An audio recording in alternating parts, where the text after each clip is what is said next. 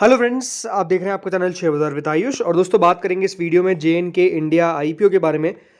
तो आज पहला दिन था दोस्तों इस इशू का और पहला दिन कंप्लीट हो चुका है। अब आपके पास 2 दिन और बचे हुए हैं, 24 एंड 25 अप्रैल, यानी आप 2 दिन और इस इशू में चाहे तो पैसा लगा सकते हैं। ₹2 की फेस वैल्यू है, करीबन 395 से 415 रुपीज़ का इसका प्राइस बैंड है। 36 शेयर्स का लॉट साइज है। कुल मिलाकर ये 650 करोड़ का इशू है, जिसमें से 300 करोड़ का तो फ्रेश इशू है और बचा हुआ बाकी का 349.47 करोड़ का ऑफर फॉर सेल। इसकी लिस्टिंग दोस्तों BSE NSE दोनों पर आपको देखने को मिलेगी।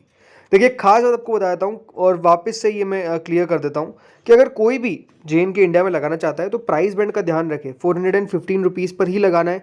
अगर आप IPO रिटेल कैटेगरी से लगा रहे हैं तो कट ऑफ प्राइस को सिलेक्ट करिए। अगर आप HNI कैटेगरी से लगा रहे हैं तो 415 रुपये को सिलेक्ट करिए। उससे कम सिलेक्ट करेंगे तो आपकी बिड ऑटोमेटिकली क्या हो जाएगी, रिजेक्ट हो जाएगी। फिर आपको IPO 100% नहीं आएगा। तो इस बात का खास तौर पर ध्यान रखिए कि अपर प्राइस बैंड पर ही इशू को अप्लाई करना है हमको। अगर कोई नहीं करेगा तो ऑटोमेटिकली उसकी बिड जो है वो रिजेक्ट करती जाएगी, अलॉटमेंट तो दूर की बात है। दोस्तों जैसा आपको बताइए 36 शेयर्स मिल रहे हैं, तो रिटेल में मिनिमम आपको एक लॉट लगाने के लिए 14,940 रुपीज़ पे करने पड़ेंगे। अब रिटेल में मैक्सिमम 13 लॉट्स तक लगा सकते हैं। कुल मिलाकर 1,94,220 रुपीज़ यहाँ पर आपको पे करने पड़ेंगे। स्मॉल HNI कैटेगरी में अगर आपको लगाना है तो 14 लॉट्स के लिए आपको सिलेक्ट करना पड़ेगा, जिसमें 504 शेयर आपको मिलेंगे, जिसके लिए 2,09,160 रुपीज़ पे करने पड़ेंगे। एंड स्मॉल HNI कैटेगरी में 66 लॉट्स आपको लगाने पड़ेंगे, जिसके लिए आपको 9,86,040 रुपीज़ पे करने पड़ेंगे।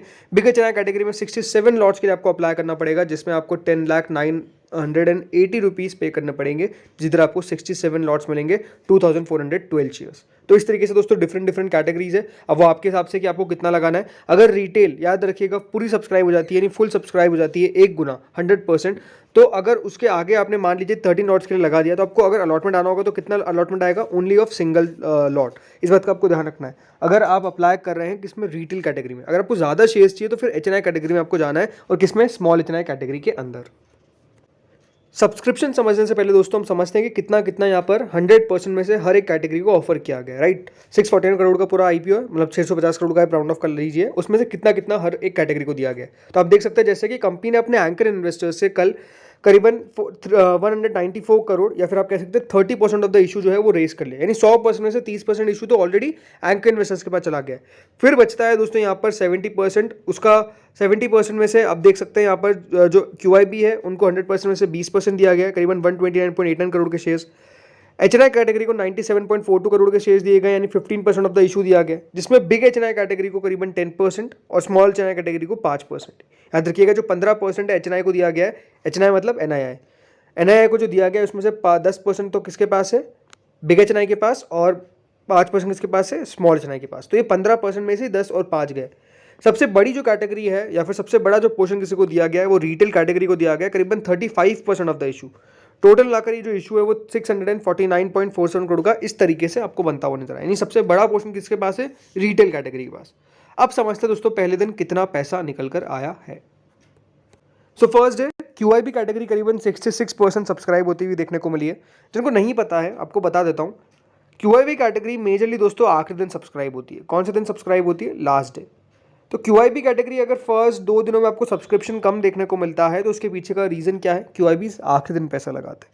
ये आप सबने देखा ही है, कहाँ कहाँ देखा है, भारतीय एक्साकॉम में देखा, वोडाफोन आइडिया के FPO में देखा कि मेजरली पैसा आखिरी दिन आता है। तो हमको हमेशा लास्ट डे तक वेट करना पड़ता है। बट हाँ, फर्स्ट डे QIB ने 66% इस इशू को भरा है। कुल मिलाकर QIBs ने 31,29,000 शेयर्स के लिए एप्लीकेशन लगाई, 31,29,000 शेयर्स ऑफर किए गए थे और 20 लाख शेयर्स के लिए एप्लीकेशन लगाई। 86 करोड़ रुपीज़ पहले दिन किसकी तरफ से आए हैं, by the QIB category. Now the next is non institutional buyers, या फिर जिसको हम HNI कैटेगरी भी बोलते हैं। 26% दोस्तों पहले दिन सब्सक्राइब होने में कामयाब हुई है। 26% याद रखिएगा, 25 करोड़ आए हैं, जिसमें बिग HNI ने करीबन 17% इस इशू को सब्सक्राइब किया है। कुल मिलाकर 10.78 करोड़। आप देख सकते हैं 15,64,000 शेयर्स ऑफर किए गए थे, बट ओनली 2,59,000 शेयर्स के लिए एप्लीकेशन आई।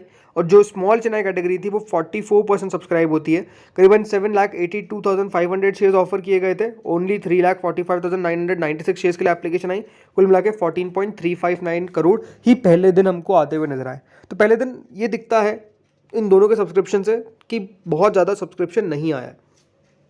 अगली इसकी कैटेगरी है रिटेल की। रिटेल कैटेगरी दोस्तों पहले दिन 50% सब्सक्राइब होने में कामयाब हुई है, यानी हम कह सकते हैं कि कोई भी तीनों में से कोई भी एक भी कैटेगरी ऐसी नहीं है जो फुल सब्सक्राइब हो पाई, जो 100% सब्सक्राइब हो पाई। सबसे ज़्यादा सब्सक्राइब क्या हुई है? QIB कैटेगरी, फिर रिटेल कैटेगरी, फिर HNI कैटेगरी। रिटेल ने कुल मिलाकर पहले दिन दोस्तों 113 करोड़ रुपए लगाए। अगर इन टर्म्स ऑफ रुपीस देखें तो सबसे ज़्यादा पैसा हम कह सकते हैं आज आया किसकी तरफ से? यहाँ पर रिटेल की तरफ से, राइट। रिटेल ने 113 करोड़ लगाया, उसके अलावा किसी ने नहीं लगाया। टोटल मिलाकर 50% ही ये इशू जो है वो फर्स्ट डे सब्सक्राइब होने में कामयाब हुआ है। टोटल मिलाकर 225 करोड़ पहले दिन इस इशू में आए हैं।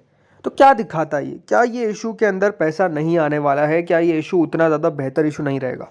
देखिए, इस कंपनी के बारे में हमने डिटेल में बात कर रखी है, तो अगर आपने अभी तक वो वीडियो नहीं देखा तो सबसे पहले तो वो जाकर देखिए ताकि आपको पता चले कि कंपनी है कैसी। देखिए, कंपनी के फाइनेंशियल्स मुझे अच्छे लगे, ये मैं आपको साफ कह सकता हूँ कि कंपनी के फंडामेंटल्स जो है वो काफ़ी स्ट्रॉन्ग है। बट ये अगेन कैसा बिजनेस है? ये एक ऐसा बिजनेस है जहाँ पे कॉम्पिटिशन काफ़ी ज़्यादा है। अब मेरे हिसाब से देखिए, कॉम्पिटिशन हर बिजनेस में होता है, तो वो एक नेगेटिव पॉइंट हम हर कंपनी को लेकर कह सकते हैं, बट वो नेगेटिव पॉइंट है नहीं। नेगेटिव पॉइंट ऐसे में ढूंढने का तो कोई खास मुझे ऐसे नेगेटिव पॉइंट्स दिखे नहीं, बट हाँ, कंपनी मुझे बढ़िया नजर आई है। तो इसके अंदर सिंपल सी बात है, हो सकता है कि देखिए वैल्यूएशन थोड़ी सी ऊपर रखी गई हो, या फिर हो सकता है कि देखिए वैल्यूएशन और नीचे रखी जा सकती थी, बट ठीक है। मेरे आपसे वैल्यूएशंस भी इतनी ज़्यादा हाई नहीं है, इतने प्रीमियम पर नहीं आया है। करना क्या चाहिए? करना सिंपल ये चाहिए दोस्तों कि यहाँ पर अगर आपका व्यू लॉन्गर टर्म का है तो अप्लाई करिए, शॉर्ट टर्म का है तो हो सकता है कि देखिए आपको अवॉइड भी करना पड़ जाए। लेकिन हमको पता है कब तक हमको वेट करना है, आखिरी दिन तक। आखिरी दिन तक देखना कि QIB आखिरी दिन कितना पैसा लगा रहे हैं। अगर दोस्तों ये कैटेगरी अच्छे सब्सक्राइब होती है तो बढ़िया है, अगर नहीं होती है तो फिर हमको लगाने की भी जरूरत नहीं है, क्योंकि हो सकता है कि उतना पैसा बने ना। कितनी ग्रे मार्केट चल रही है इस इशू की, ये मैं आपको बता देता हूँ। सो जो GMP है वो है क्लोज टू 25 रुपीज़, यानी 6% के आसपास। देखिए, ग्रे मार्केट स्टार्ट ही ऑलमोस्ट काफ़ी लेट हुई और अभी तक 6% से ज़्यादा ऊपर गई नहीं है।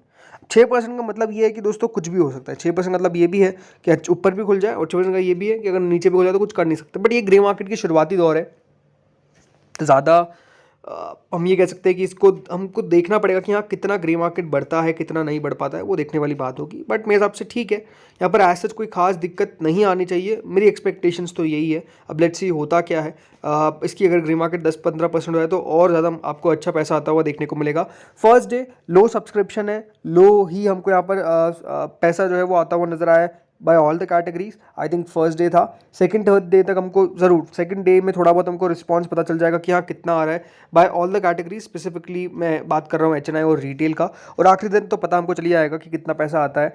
QIBs का हमको ये देखना है कि QIBs क्या इस इशू में इंटरेस्टेड रहते हैं या फिर वो अप्लाई नहीं करते हैं, क्योंकि जिस तरीके से QIB पैसा लगा रहे हैं हाल फिलहाल में जो IPOs आए, उतना पैसा तो नहीं आएगा इसमें। ऑब्वियसली बात है, इसमें 70-80 हज़ार करोड़ नहीं आने वाले हैं। इसके अंदर अगर मान लीजिए 20-30 हज़ार करोड़ भी आ जाते हैं तो बढ़िया सब्सक्रिप्शन माना जाएगा। मेरी एक्सपेक्टेशंस अगर 20-30 हज़ार करोड़ की अगर आते हैं तो अच्छा ये इशू आपको करता हुआ नजर आ सकता है। लिस्टिंग पर भी इस प्रकार की एक्सपेक्टेशंस है। नो डाउट देखिए, मार्केट भी डिपेंड करता है। मार्केट अगर तो नीचे चला गया तो फिर बात अलग है, मार्केट अगर ऊपर ही रहा तो फिर बढ़िया करेगा ये भी। तो दोस्तों, इस वीडियो में इतना ही था। होपफुली आपको वीडियो बढ़िया लगा होगा। आपका क्या व्यू है इस IPO के ऊपर बताइएगा कमेंट सेक्शन में। Thank you friends for watching this video.